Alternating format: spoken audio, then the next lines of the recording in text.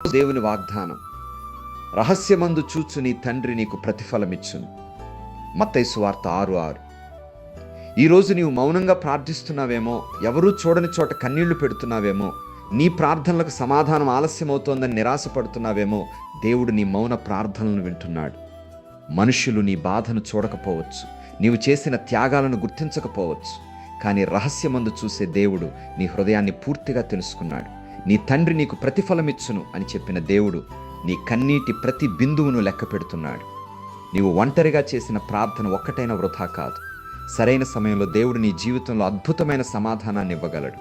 ఈరోజు దేవుడు నీకు చెబుతున్నాడు, భయపడవద్దు. నీవు మౌనంగా చేసిన ప్రతి ప్రార్థన నాకు వినబడుతోంది.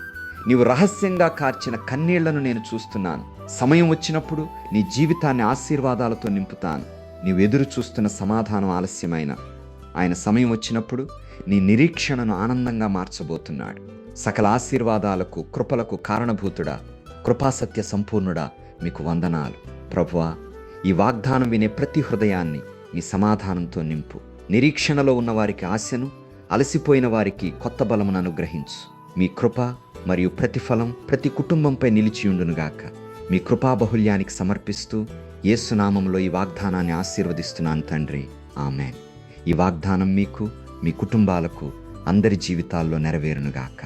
ఆమేన్.